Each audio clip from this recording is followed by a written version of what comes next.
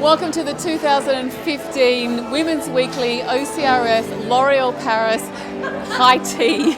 Behind me is the beautiful Megan Gale, and between all of us we're going to today raise some money for research into ovarian cancer, because what we know is that one woman every 10 hours dies of ovarian cancer. This is a very, very important health issue, and it's about time it got a lot more attention and a lot more awareness.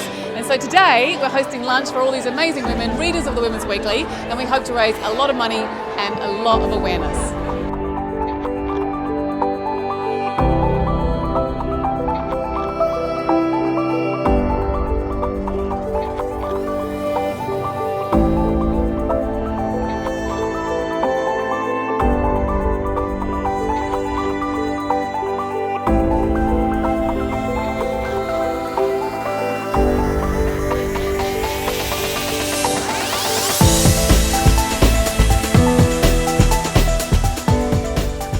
So we are all here today to bring attention to a very important cause, that being ovarian cancer research. I feel very privileged to have been a part of it for the past 4 years with my work with L'Oreal Paris. It is a cause that they are very passionate about.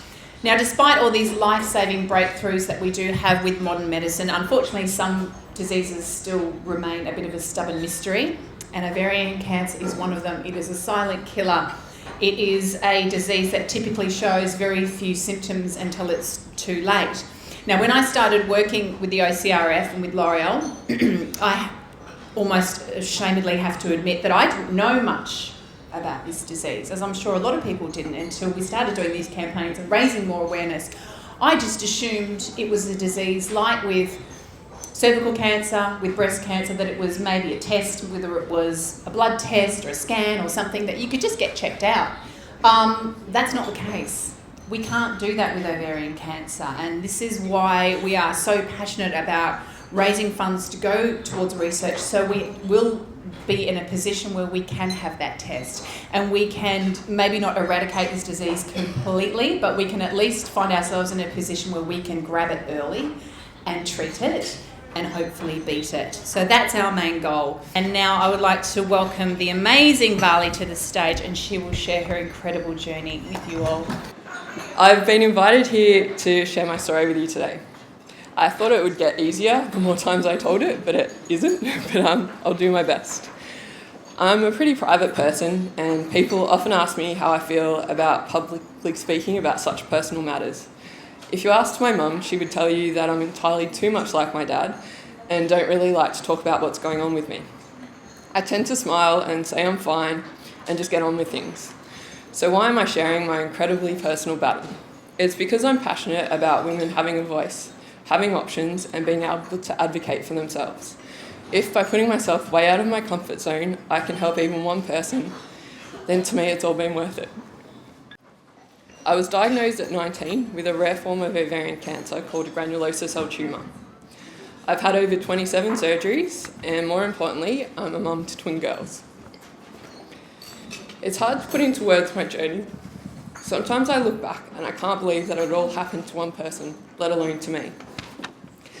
It'd be easy for me to think, why me, and what did I do to deserve this? I saw an amazing quote by Martin Luther King, which sums it all up for me. Only in the darkness can you see the stars. I wouldn't be the person I am today without the journey I've travelled. In order to paint the picture, I feel I need to give you some background, but I'll try not to bore you with my life story. As a small child, I was confident and outgoing, and my mum would describe me as knowing my own mind. What I think she meant was, even as a small child, I was incredibly stubborn. Then, as with most teens, I went through a very awkward phase, and I was pretty quiet when I felt uncomfortable. I grew really quickly and was a little gangly, and outside of my family I didn't really like drawing attention to myself. When I first started having issues with my period, I remember going to a GP to complain about the pain and being ignored. I can't even remember how many times I was told it was normal to be in pain during your period and that all women go through it. It was identified in ultrasounds that my left ovary was abnormally large, but it was attributed to polycystic ovarian syndrome. Eventually, a doctor prescribed me the pill to help me regulate my periods and the pain. This only made the pain worse, however, and I was taken to hospital several times in severe pain. I now know that I exhibited almost all of the vague symptoms of ovarian cancer: abdominal bloating, difficulty eating, back, abdominal and pelvic pain, fatigue, indigestion, and menstrual irregularities. At the time, I just knew something wasn't right and that what was happening to me wasn't normal. So I went to a new doctor and I laid out all the pain and problems I was facing. He looked at me strangely, and although he ordered more tests and referred me to a gynecologist, I didn't really think he believed me. I brought my mum to the next appointment so that he wouldn't think I was just trying to get out of uni. This eventually led to my first cancer diagnosis. My initial diagnosis was endometriosis, and I was booked in for surgery. It was during this surgery that they found my left ovary was a solid tumour and removed it. The surgery itself made me really sick, and it took me a little time to recover from it, and then to come to terms with what had happened. At my follow-up appointment, I was advised that they called another doctor during the surgery to ask for advice. I decided I wanted to be treated by the master and not an apprentice, and I can honestly say that was the single best decision I've made in my life. He informed me that I shouldn't require further treatment and that my cancer released a particular hormone which they should be able to monitor through blood tests. I remember asking how that would affect my ability to have children, and they assured me it shouldn't have a significant impact. I was also referred to the best doctors to treat my endometriosis, and eventually, when he moved to the UK, he referred me to Associate Professor Tom Jobling, who is the Ovarian Cancer Research Foundation co-founder, and both of these men I owe a great deal to. Post-surgery, I took my 2 ordered weeks off work, uni and basketball. I didn't really talk about it to anyone, and other than my mum, who came to my appointments, even my family weren't really aware of the seriousness of what they'd found. I just smiled and said I was fine and got on with it. 4 years on, my life seemed pretty happy. I was healthy and playing my best season of basketball ever when I began to feel unwell again. I was 24 and without a partner and facing some pretty scary possibilities. Again, I started the round of doctor's appointments. My blood test results weren't conclusive, so I had a laparoscopy to check my endometriosis. During this surgery, they found 15 small tumours scattered throughout my abdomen. So at this point, I find my story gets more difficult. They sent the tissue samples off for testing and the waiting began. There's nothing quite like waiting by the phone for test results. I remember thinking, when your specialist calls you, you know you're in trouble. The cancer was back. Not in the other ovary as expected, but instead scattered throughout my abdomen. I was only 24 and this wasn't supposed to happen again. Professor Jobling outlined the treatment I'd need. They would need to do extensive abdominal surgery to clean out all the tumours and make sure it hadn't spread further. I'd then undergo chemotherapy, and it was unlikely that my remaining ovary would survive, so that I would remove it as a precaution, and as long as it was cancer-free, they would preserve it, and that there was research underway so that one day I might be able to use it to have my own children. It's a lot to take in. Suddenly this life I imagined for myself might not be possible. My dreams of having a family were near to impossible, and I wasn't sure what sort of future I would have. I underwent hours of surgery and spent 24 hours in intensive care, and after 7 days in hospital, I was sent home to get strong before starting chemo. My cancer being slow growing meant that I required high doses of chemo over longer periods. Being a rare cancer, there was some debate about the treatment. They eventually decided on chemo 5 days straight and then 2 weeks off. This started in March, the day after my sister's engagement party, and I was lucky to be finished a week before my 25th birthday. In the meantime, I lost 26 kilos, I had to give up uni and basketball, I had a whole host of complications from blood clots in both my arms to mouth ulcers, a PICC line inserted in my arm. I went from fit, muscular, healthy and tanned with long hair to skinny, pale and bald in just 4 months. For me, life became about what was necessary, and all the petty stuff just became white noise. You realise what and who is important. For me, that was family, close friends and basketball. After treatment, I was declared in remission, and I had to work out how to get on with my life. Here I was at 25, menopausal, and wondering how to get back on track. I worked hard to get fit again and back into a normal routine. I was finally ready to go back to basketball when the new coach rang me to tell me I wasn't required, that I was a risk because of my illness. At the time, I just got mad. Who was he to tell me what I could and couldn't do? So I found myself a new team and went on to win a championship.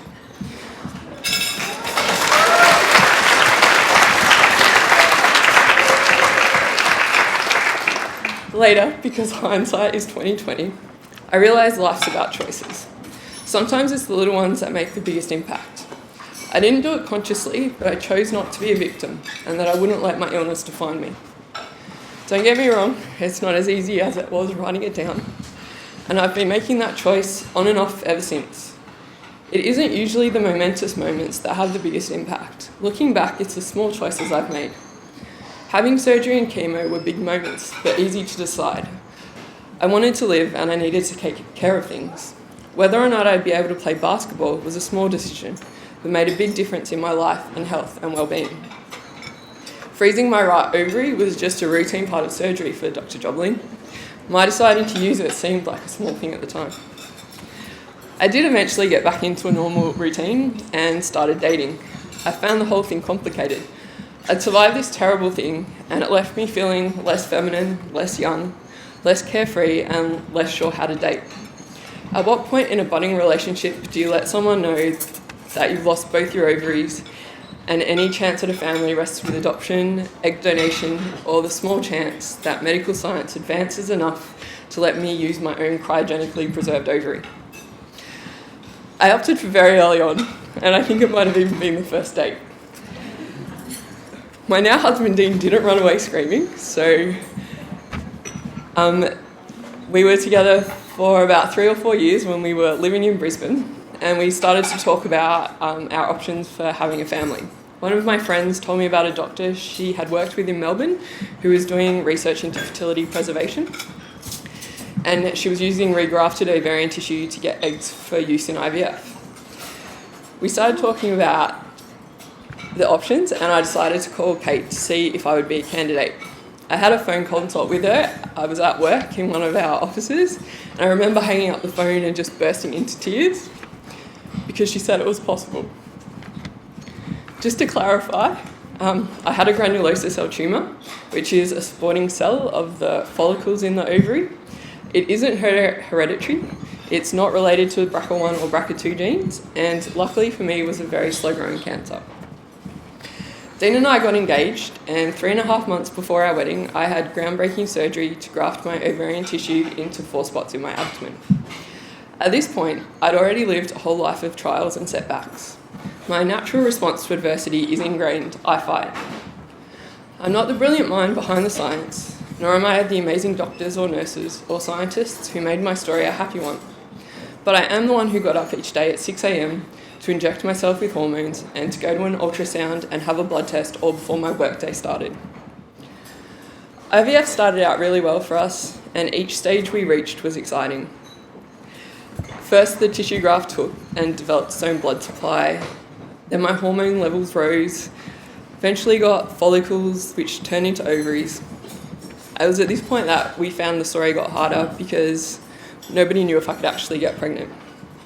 It was a rocky road and there was a lot of pain and heartache. I watched my friends around me get pregnant and I was a pincushion. I was sometimes taking up to 4 injections a day. It becomes all-consuming if you let it. Maybe because of my innate stubbornness, even when I thought about giving up, I persevered. Dean always left the decision up to me whether I could keep going or not.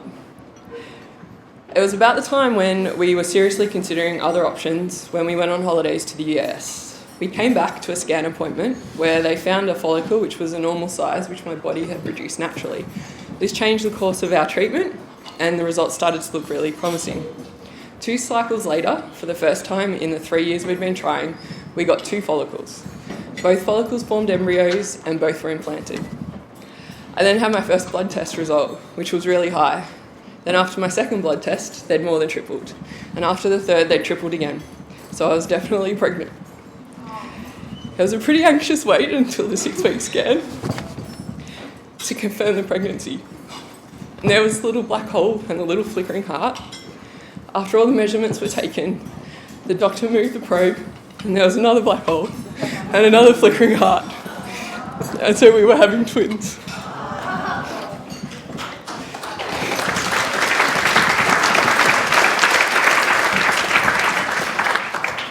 My pregnancy wasn't easy. We had to keep it quiet, and when it eventually got announced in the media at 25 weeks, I'd already started having issues and I was at home on bed rest.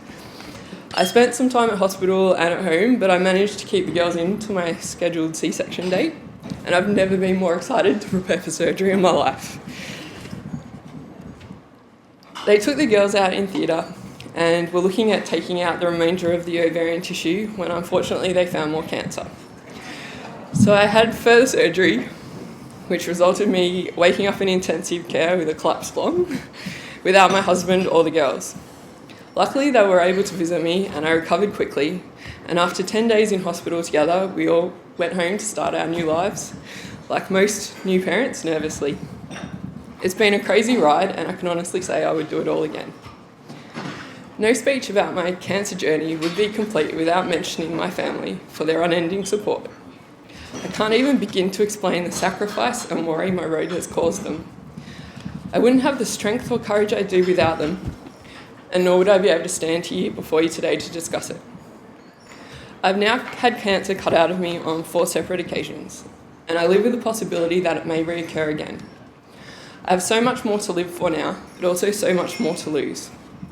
I want my girls to grow up in a world where a doctor doesn't tell them all girls have painful periods, where an early detection test for ovarian cancer is run-of-the-mill and not a news story, and that as medical science advances and more people survive a cancer diagnosis, that all doctors discuss fertility preservation with women, giving them the option to live a life that they choose. Thank you.